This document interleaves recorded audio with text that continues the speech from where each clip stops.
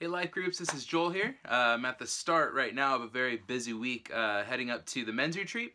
And so leading up to that, there's lots and lots of stuff to do. But I think Sunday's message was so appropriate for us men to think about as we're getting ready to go out on the retreat this coming weekend, because it got me thinking about my own kingdom. It got me thinking about my own will and these opposing kingdoms of my little kingdom here as opposed to God's kingdom.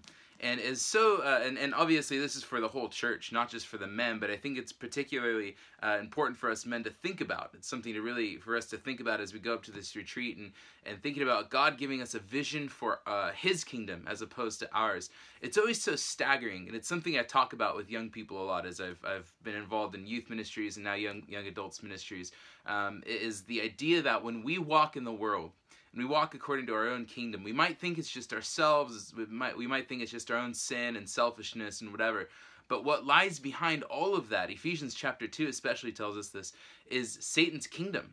It's his kingdom, and that's what he really came to do, isn't it? In Genesis chapter 3, back in the garden, in establishing his kingdom, he did it by having Eve establish her own kingdom of determining what's right and wrong for herself, instead of letting God be king over her and Adam there in the garden. And so such crazy things to think about, and especially reminding us that the battle is never on the physical level. It's never against flesh and blood. It's against these principalities. It's against powers and these rulers of this dark age, and that battle is all fought in our mind. And so that's a lot of what our questions are about for this week.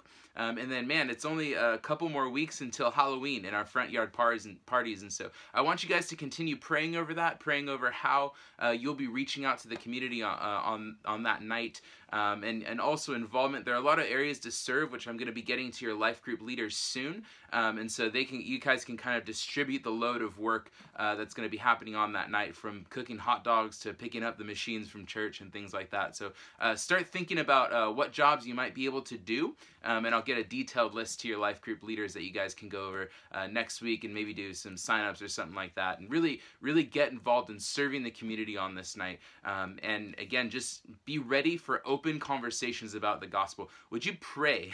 and I really want to ask you to honestly pray, and I know it might be a scary prayer, but to ask God to give you opportunities on that night to preach the gospel with someone. You never know what kind of door is just going to fling wide open. So expect those conversations. Ask the Lord for those conversations. You may be able to see some sweet fruit that results from these prayers you guys are going to be praying here at your life groups, and then just the conversations you guys are going to have with unbelievers on that night. And so be praying for that now. Again, I'll get you some more details later. Love you guys. Hope you have a great week, a great night tonight, and that we really get a vision for God's kingdom, and just get away from a vision of our own kingdom. Love you guys, and talk to you soon.